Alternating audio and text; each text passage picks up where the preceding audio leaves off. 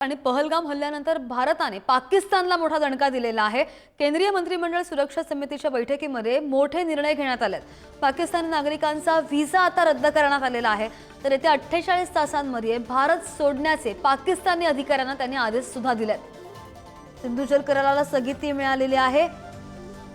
तर वाघा अटारी बॉर्डर सुद्धा आता बंद असेल।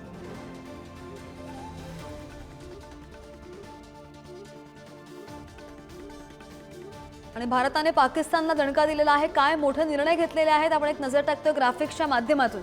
पाकिस्तानी नागरिकांचा व्हिसा रद्द झालेला आहे। पाकिस्तानी नागरिकांना 48 तासात भारत सोडण्याचे आदेश दिलेत। पाकिस्तानी नागरिकांना भारतामध्ये आता प्रवेश बंदी असेल। भारताने पाकिस्तानला दणका दिलाय। अटारी वाघा बॉर्डर 1 मे पर्यंत बंद राहणार। पाकिस्तानमध्ये गेलेल्या भारतीयांनी 1 मे पर्यंत परत यावं असं सुद्धा सांगण्यात आलंय। पाकिस्तानमधून भारतीय राजदूत परत बोलावणार। भारताने सिंधू जल करार सुद्धा थांबवला। पाकिस्तान हाय कमिशनच्या 5 अधिकाऱ्यांना हटवण्यात आलेलं आहे।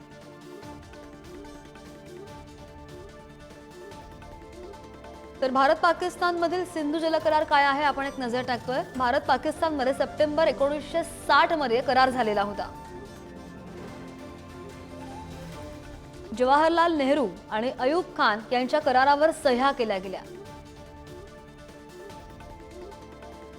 दोनही देशांमधील शेतकऱ्यांना फायदा होईल असा त्याचा उद्देश होता। पश्चिमेकडील आणि पूर्वेकडील नद्यांचं दोनही देशांमध्ये वाटप झालं।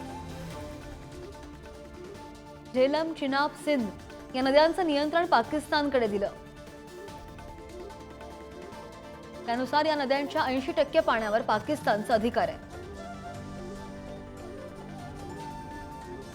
भारताला या नद्यांच्या वाहत्या पाण्यामधून वीज निर्मितीचा अधिकार आहे।